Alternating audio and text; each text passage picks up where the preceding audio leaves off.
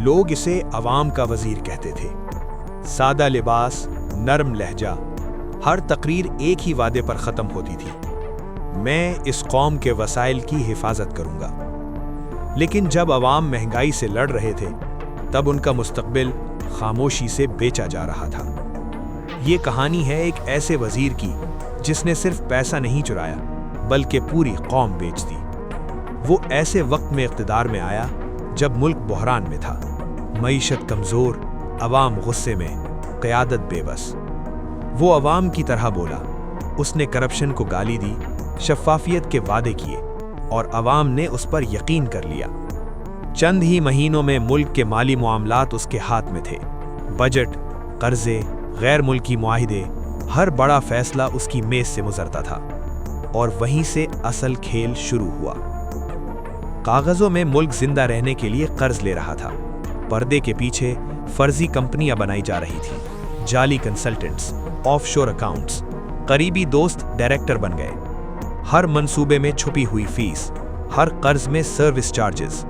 پہلے رقم کم تھی، پھر لاکھوں، پھر اربوں۔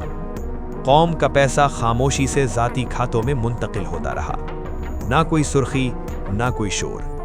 یہاں تک کہ ایک شخص نے کچھ عجیب سا محسوس کیا۔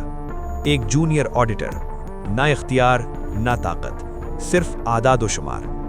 وہی کمپنیاں بار بار سامنے آ رہی تھیں، مختلف منصوبے، مختلف ملک، لیکن پتے ایک جیسے۔ یہ غلطی نہیں تھی، یہ ایک نظام تھا۔ اس نے رپورٹ کر دی۔ اگلے دن اسے بلایا گیا۔ یہ فائل بند کر دو، یہ تمہارے درجے سے اوپر کی بات ہے، اپنے خاندان کا سوچو۔ اسی رات ایک گاڑی اس کے پیچھے لگی رہی۔ پیغام صاف تھا۔ ایک صحافی نے تحقیق کی کوشش کی، اس کی خبر نشر نہ ہو سکی۔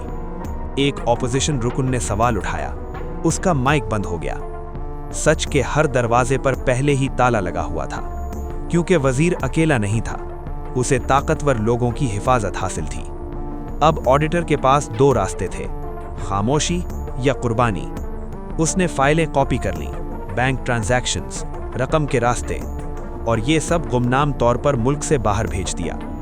چند ہفتے بعد اسے عہدے سے ہٹا دیا گیا، بغیر وجہ، بغیر وضاحت، سسٹم سے مٹا دیا گیا۔ کچھ مہینے گزرے، پھر خبر باہر کی دنیا میں پھوٹی۔ اعداد و شمار ناقابل تردید تھے، اربوں غائب تھے۔ ملک میں اسے سازش قرار دیا گیا۔